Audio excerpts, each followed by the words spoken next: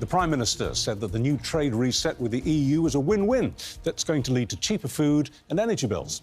But Shadow Foreign Secretary Priti Patel accuses the government of bending the knee to Brussels and surrendering the freedoms secured through Brexit. And she joins us now. Priti Patel, very good morning to you. Morning. OK, so one chief executive says, congratulations, this slashes red tape and speeds up the delivery of our premium product to market. The NFU president says it's easier for the sector to trade with our largest overseas partner. And the chief exec of the British Retail Consortium says growth for exporters, a huge reduction in unnecessary paperwork and admin. What's not to like for business? So, good morning, and really nice and good to hear those quotes. But the reality is, where is the evidence of that?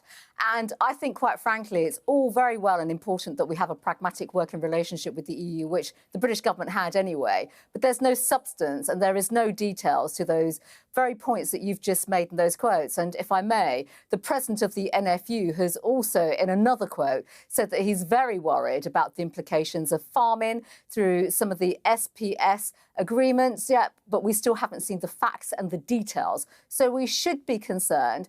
And, Susanna, it's important, I think, that we all run the proper slide rule of scrutiny over this announcement because, quite frankly, I read the press releases yesterday and there were all sorts of claims. There are no economic impact assessments, full stop, in terms of what this means. And this reset, let's be very clear, also means that we now have to pay to play with the EU. We don't know the details or the numbers around that. And, of course, this will tie Britain's hands in future, not just negotiations, but the way in which we conduct a lot of our domestic and economic policies going forward. However, that is why it's important to actually run the scrutiny, scrutiny over effectively what the government has announced. The trouble is that the impact of Brexit has been negative, hasn't it, on the economy? I mean, even Nigel Farage, who was the biggest campaigner for Brexit, says it hasn't worked out the way he'd planned. So please quote me some statistics on that, because, to be quite blunt, over the last 5 years, our level of services to the EU has increased. Yeah, services is good, but Britain's gross domestic product 4% smaller than if the country had stayed in the EU. That's according to the Office for Budget Responsibility. The Office for Budget Responsibility, excuse me. That's right. Exactly right. Both exports and imports will be around 15% lower in the long run than if the UK had remained in the EU.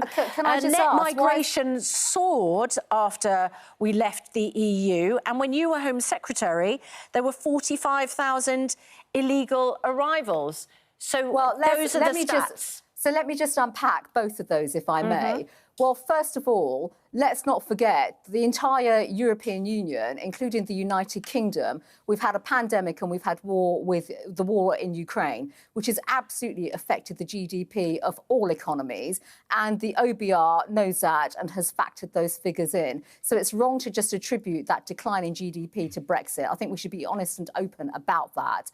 And you've asked about GDP and economic growth. It is because of Brexit we've been able to secure the largest trading partnerships with the Indo-Pacific, Asia-Pacific countries, and we've recently had the India and the US deal. They're small, but they are important because we do believe in free trade, which, quite frankly, the world is very challenged on that.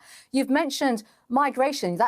You've actually touched on illegal migration, but let me talk to you about both legal as well. On legal migration, because we set the frameworks in place, because of the pandemic, we had people coming here to serve in our NHS. They weren't particularly cool saying, please don't bring people into the NHS at the time. And let me just say, on illegal migration, we had plans in place. And let me just emphasise this to your viewers.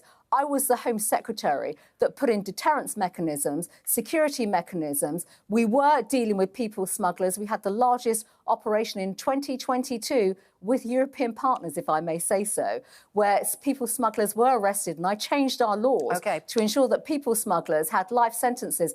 And, of course, I had the deterrent plan, which was Rwanda, which has since been scrapped by this Labour government. And, in fact, illegal migration is now out of control. And that is nothing to do with our EU membership. That's about our domestic policies. Priti Patel, we're very short of time. Just one fundamental question to you. I mean, isn't it the truth that whatever deal this government had done with the EU, you would have called it Brexit by the back door, rejoining by the back door?